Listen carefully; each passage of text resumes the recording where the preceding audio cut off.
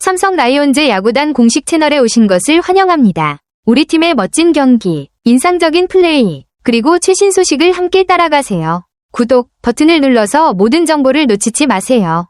2025 신한 SOL뱅크 KBO 올스타전에서 삼성의 이호성이 추천 선수로 선발된 소식이군요.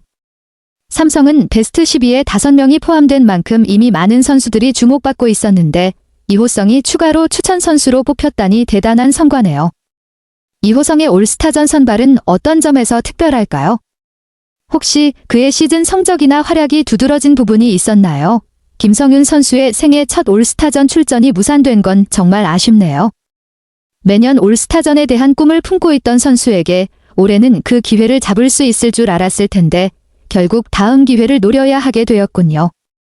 그만큼 이번 시즌 김성윤이 많이 노력하고 뛰어난 성적을 거두었을 텐데 팬들의 기대도 컸을 것 같아요.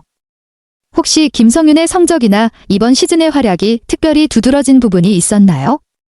다음 시즌에는 꼭 초대받을 수 있기를 바랍니다. 김성윤 선수는 팬 투표와 선수단 투표에서 각각 높은 점수를 받았지만 결국 베스트 12에 오르지 못한 것이 정말 아쉬운 결과였네요. 팬 투표에서 93만 표를 넘게 받은 것도 굉장히 많은 관심을 받았다는 의미인데 선수단 투표에서는 드림 외야수 3위까지 올랐던 점이 특히 인상적이에요. 그런데 구자욱, 윤동희, 빅터 레이에스 같은 쟁쟁한 경쟁자들과의 치열한 경쟁 속에서 아쉽게도 그 벽을 넘지 못했군요. 김성윤 선수의 성적이 정말 괜찮았고 그만큼 팬들이나 선수단에서도 실력을 인정받았다는 점에서 그의 미래가 더욱 기대되는 것 같습니다. 그래도 올해의 아쉬움을 뒤로하고 앞으로 더 좋은 성적을 거두면 올스타전 출전의 꿈도 이루어질 거라 믿어요. 그동안의 노력과 활약이 내년에는 반드시 결실을 맺을 거라고 생각합니다. 김지찬의 올스타전 진출은 정말 흥미로운 일입니다. 그가 4위로 진입한 것도 대단하지만 1위인 윤동희의 부상으로 대신 올스타전에 뽑히게 된 건 조금 아이러니하면서도 의미 있는 기회였네요. 특히 KBO 올스타전의 규정에 따라 팬투표와 선수단 투표의 차점자가 대신 뽑히는 시스템이 이렇게 중요한 역할을 하게 된 경우라 더 눈에 띄는 것 같아요. 김지찬에 대해 어떻게 생각하세요? 그의 진출이 당연한 결과였다고 보시나요? 김성윤 선수의 성적이 정말 놀랍네요. 62경기에서 0.352의 타율에 0.436의 출루율, 0.490의 장타율을 기록하며 OPS가 0.926이라니 정말 엘리트급 성과라고 할 수 있습니다. 그가 리그 타율 1위, 출루율 1위, OPS 3위에 올라 있는 것도 대단하지만 특히 시즌 초반 대타와 대수비로 많이 출전했다는 점이 더 인상적이에요.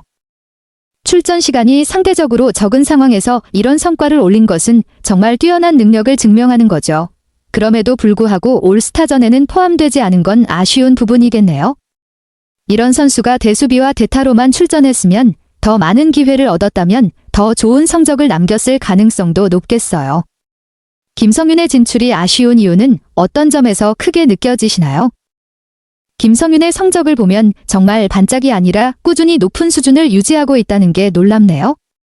특히 시즌 초반 3에서 4월 타율 0.393이라는 높은 수치는 정말 대단하고 그 후에도 5월과 6월에 타율 0.322와 0.323을 기록하며 여전히 중심 타선에서 중요한 역할을 해주고 있네요. 그런 꾸준한 성적을 내고 있다는 점이 더욱 가치를 높이는 것 같습니다. 삼성의 공격 천병 역할을 톡톡히 해내고 있다는 말이 정말 잘 어울려요. 사실 팀의 공격에서 중요한 역할을 하는 선수가 올스타전에 뽑히지 못한 건 팬들에게도 아쉬운 점이겠죠. 김성윤이 그만큼 꾸준히 활약해온 선수라 더 아쉽게 느껴지는 것 같아요. 그가 앞으로 어떻게 더 성장할지 기대가 되네요. 2023년과 2024년을 비교하면 정말 극적인 변화가 있네요. 2023년엔 타율 0.314로 생애 첫 3할을 기록하며 기대감을 높였는데 2024년에는 타율이 0.243으로 급락하면서 출전 경기 수까지 32경기로 줄어들었다니 여러모로 힘든 시즌을 보내고 있는 것 같아요.